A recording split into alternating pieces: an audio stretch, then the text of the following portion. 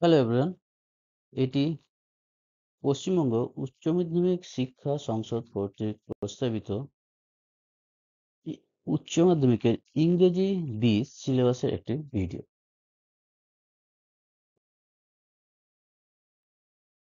এটি semester base সিলেবাসের third সেমিস্টারের সিলেবাস। লাল কালিতে যে মার্ক করা আছে সেগুলো সিলেবাস থেকে বাদ দেওয়া হয়েছে।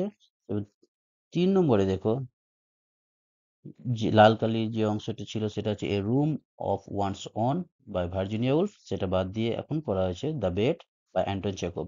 অ্যান্ড ড্রামার ক্ষেত্রে রাইডার্স প্রথমে ছিল তারা অ্যাক্ট 1 মহেশ দত্তানি, সেটা বাদ দিয়ে riders to the sea by J M. Synge এটি নেওয়া হয়েছে। আজকে আমরা যে টপিকটি নিয়ে আলোচনা করব সেটির নাম হচ্ছে আওয়ার ক্যাজুয়ালিনা ট্রি, লিখেছেন তরু দত্ত।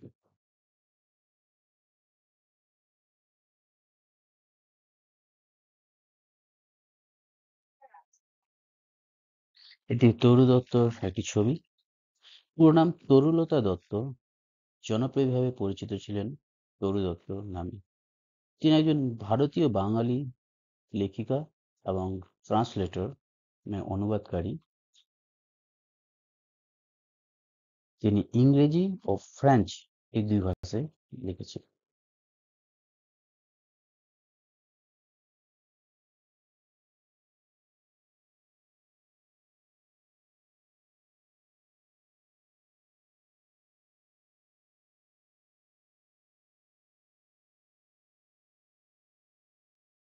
চলো এবার আমরা লেখিকা সম্বন্ধে জানি।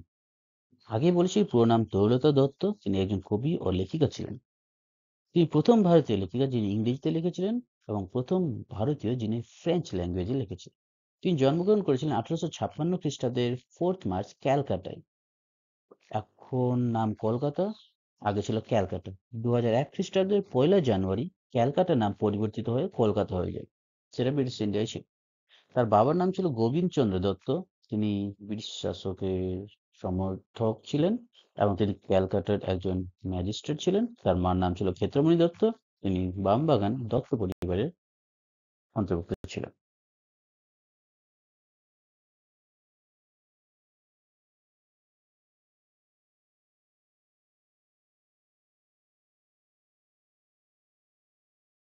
তার শিক্ষা সম্বন্ধে দেখি। তরুলতা দত্তর শিক্ষা প্রধানত বাড়িতেই হয়েছিল তার বাবার দ্বারা এবং একজন খ্রিস্টান টিউটর যার নাম ছিল বাবু সাহেব সুন্দর ব্যানার্জি তার দ্বারা। 1869 খ্রিস্টাব্দে তরুলতা দত্তর বয়স যখন 13 বছর ছিল তখন তার পরিবার ইউরোপে স্থানান্তরিত হয়ে যায়। সেখানে তারা প্রথমে 1 বছর ফ্রান্সে থাকেন এবং 3 বছর ইংল্যান্ডে থাকেন।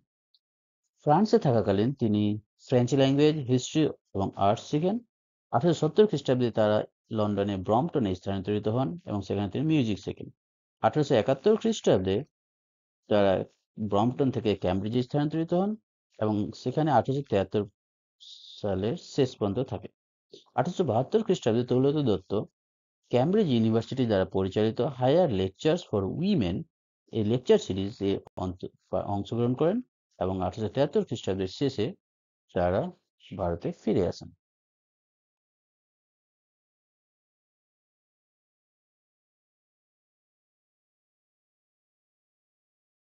এবার আমরা তরুলতা দত্তর কিছু বিখ্যাত রচনা দেখি। A sheaf gleaned in French field, যেটা প্রকাশিত হয়েছিল 1876 খ্রিস্টাব্দে। Bianca or the young Spanish maiden, প্রকাশিত হয়েছিল 1878 খ্রিস্টাব্দে। লে জার্নাল ডি মেডেমোইসেল ডি আরভার্স, প্রকাশিত হয়েছিল 1879 খ্রিস্টাব্দে। Ancient ballads and legends of Hindustan, প্রকাশিত হয়েছিল 1882 খ্রিস্টাব্দে। এই নামটা মনে রাখবা, ancient ballads and legend Hindustan, এটা প্রকাশিত হয়েছিল 1882 খ্রিস্টাব্দে। আমাদের বর্তমান টেক্সট আবার ক্যাজুয়াল ইন আ ট্রি, এই ancient ballads and legends of Hindustan এই সংকলন থেকেই নেওয়া হয়েছে। 1870 খ্রিস্টাব্দে 30 আগস্ট তরুলতা দত্ত মারা যান কলকাতায় টিউবারকুলোসিসে আক্রান্ত হয়ে। .